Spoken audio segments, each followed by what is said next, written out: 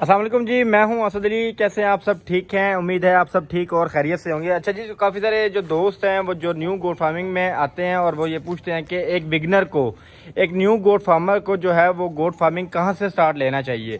भाई ये बार मैं अपने वीडियोस में बता चुका हूं, तो आज भी इसी टॉपिक पे ही हम डिस्कस करेंगे, लेकिन थोड़ा ब्रीफली इस चीज़ को डिस्कस करेंगे कि एक न्यू जो गोट फार्मर है वो किस तरह से गोट फार्मिंग स्टार्ट कर सकता है। तो भाई जब आपने स्टार्ट करना है गोट फार्मिंग, सबसे पहले देखिए, अगर आप कोई भी काम स्टार्ट करना चाहते हैं और आप उसमें बिल्कुल न्यू हैं तो उसके लिए आपको स्टार्ट लेना ज़रूरी होता है। स्टार्ट लेने से पहले उसकी कुछ जो रिक्वायरमेंट्स हैं वो आपने पूरी करनी होती हैं। चाहे वो गोट फार्मिंग है, चाहे वो कोई भी बिज़नेस है, आप उसको स्टार्ट करना चाहते हैं तो उसकी कोई ना कोई रिक्वायरमेंट्स हैं जिसको आपने फुलफ़िल करना होता है। अगर उसकी आप रिक्वायरमेंट्स पूरी नहीं करते तो भाई चाहे वो गोट फार्मिंग है, चाहे कोई भी काम है, आप उसमें कामयाब नहीं हो सकते। सर इसकी सबसे पहले तो मैं आपको ये बताता चलूँ कि जो पहले नंबर पे रिक्वायरमेंट है वो है नॉलेज। चाहे वो गोट फार्मिंग है, चाहे कोई भी है, लेकिन हम गोट फार्मिंग की बात कर रहे हैं। अगर एक new farmer goat farming start करना चाहता है तो सबसे पहले उसे बकरी का नॉलेज होना चाहिए। अब वो ये बात करे कि बकरी क्या कोई रॉकेट साइंस है जिसके बारे में मुझे नॉलेज होना चाहिए, उसके बगैर, अगर नॉलेज के बगैर मैं ऐसे चला ही नहीं सकता, रख ही नहीं सकता। भाई ये रॉकेट साइंस नहीं है, कोई भी चीज़ रॉकेट साइंस नहीं होती, लेकिन किसी भी चीज़ जिसके लिए आप न्यू हैं वो आपके लिए नहीं है, आप उसके लिए न्यू हैं, तो उस चीज़ को समझने के लिए आपको उसके लिए नॉलेज लेना बहुत ज़्यादा ज़रूरी है। उसके बाद नॉलेज अब किस चीज़ का होना ज़रूरी है भाई, नॉलेज उसकी खुराक का होना ज़रूरी है कि वो क्या खाएगी, किस टाइम उसको क्या मैनेजमेंट उसको मैंने करनी है। आपने अपने फार्म को मैनेज करना सीखना है। भाई आपने 3 चीज़ें जो है वो तो मस्ट आपको जो है वो पता होनी चाहिए। सबसे पहली जो है वो हाउसिंग है आपके जानवर की। आपने अपने जानवर की हाउसिंग किस तरीके से रखनी है ये आपने मेंटेन करना है, मैनेज करना है।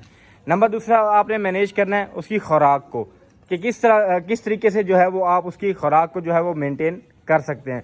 नंबर थर्ड जो है वो है उसकी जो आप मेंटेनेबिलिटी की बात कर लेते हैं, या आप उसको मेंटेन कैसे कर सकते हैं, आप उसकी जो है मेडिकेशन वो कैसे कर सकते हैं। ये 3 चीज़ें बहुत ज़्यादा इंपॉर्टेंट है। अगर आप इन 3 चीज़ों को भाई नॉलेज इन 3 चीज़ों का रखते हैं तो बेशक आप गोट फार्मिंग स्टार्ट कीजिए। अगर आप इन 3 चीज़ों का नॉलेज नहीं रखते तो भाई गोट फार्मिंग आपके लिए नहीं है।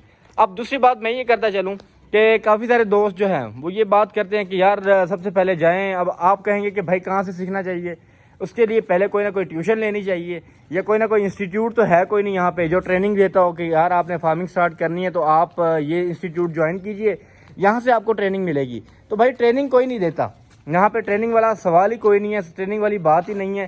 तो आपने करना ये है कि कोई इतना मुश्किल काम नहीं है। आपने करना ये है कि भाई इंटरनेट तो अब बिल्कुल आम हो चुका है, हर बंदे की एक्सेस में है। आपने करना ये है कि अगर आपको शौक़ है, आप स्टार्ट करना चाहते हैं, आप सबसे पहले आप जो करना चाहिए वो तो ये है बेसिकली कि आप इर्द गिर्द जो कि आपके फार्मर्स हैं, आप जहाँ पे भी रहते हैं, जिस सिटी में भी रहते हैं, आपके वहाँ पे फार्मर्स हैं। ज़ाहिर बात है गोट फार्मिंग अब काफ़ी वसी पैमाने पे जो है वो हो रही है।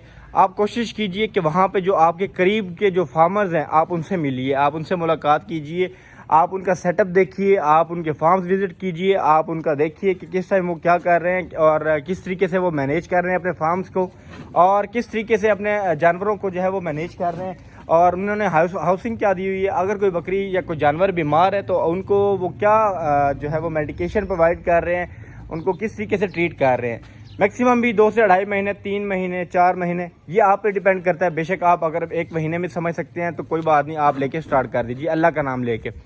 उसके बाद आपने टाइम दिया, टाइम देने के बाद आप स्टार्ट कीजिए। आप 1 से 2 बकरियां लाइए और स्टार्ट कर दीजिए अपना काम।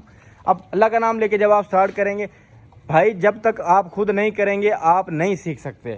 जब तक आप एक्सपीरियंस नहीं होगा आपको, देखिए जब तक अब आप बकरी नहीं लाएंगे, अब आपको एक्सपीरियंस नहीं होगा कि यार ये बीमार भी होती है। जब वो बीमार होगी तब आप उसे सर्च आउट करेंगे, यार अगर ये बीमार होती है तो इसकी क्या मेडिकेशन होनी चाहिए। तो फिर जब आप उसे सर्च आउट करेंगे कि ये बीमारी में ये मेडिकेशन होनी चाहिए, उसके बाद अगर आइंदा आने वाले टाइम में खुदा ना करे, अल्लाह ना करे कभी ऐसा हो, बकरी आपके या जानवर बीमार हो जाता है, तो आपको किसी से पूछने की ज़रूरत ही नहीं है। भाई आप चुप करके वही मेडिसिन लेंगे, आप वही मेडिसिन लेके अपनी बकरी को जो है वो ट्रीटमेंट देना शुरू कर देंगे और वो ठीक हो जाएगी। अब सीखने सिखाने का अमल यही है। सीखने का अमल आपने स्टार्ट ये करना है कि आपने जो है वो बिल्कुल थोड़ा सा जो है वो इतना नॉलेज होना चाहिए कि आप उसको बिल्कुल ज़ीरो भी ना हो। तो तो जब आपको इतना पता चल जाए कि यार इतना एक मुझे नॉलेज आ गया कि मैंने जानवर को क्या खुराक देनी है, उनकी मेडिकेशन क्या करनी है, उनकी हाउसिंग किस तरीके से करनी है, अपने फार्म को मैनेज किस तरह करना है, आप 100% नहीं सीख सकते भाई। 100% कोई भी नहीं सीख सकता, कोई भी बंदा परफेक्ट नहीं है और कोई भी बंदा ये क्लेम नहीं कर सकता कि मैं परफेक्ट हूँ। आप स्टार्ट लेंगे अल्लाह का नाम लेके, जब आप करते जाएंगे आपको एक्सपीरियंस गेन होता जाएगा। आप जिस तरीके से जिन मराहल से गुजरते जाएंगे उसी मराहल से आपको वो एक्सपीरियंस गेन होता जाएगा। जिन मराहल से आप गुजरते जाएंगे उन मराहल से आपको एक्सपीरियंस गेन होता जाएगा और दोबारा आपको वो चीज़ें रिपीट अगर होंगी भी सही इन फ्यूचर अगर, तो आपको पहले से वो पता होंगी कि यार इस तरीके से मैंने पहले किया था, अभी भी अगर दोबारा इसको मैं रिपीट करूँ तो मुझे ये रिज़ल्ट मिल सकता है। ये एक न्यू गोट फार्मर जो है वो इस तरीके से गोट फार्मिंग में एंट्री ले सकता है। कोई इतनी रॉकेट साइंस नहीं है और बिल्कुल आप इसको स्टार्ट कीजिए अगर इसका शौक़ आप रखते हैं तो। उम्मीद है आपको मेरी वीडियो अच्छी लगी होगी। अगर मेरी वीडियो अच्छी लगी है तो ज़रूर मेरे चैनल को सब्सक्राइब कीजिए और वीडियो को लाइक कर दीजिएगा। मिलते हैं नेक्स्ट वीडियो में, मुझे इजाज़त दीजिए। अल्लाह हाफिज़।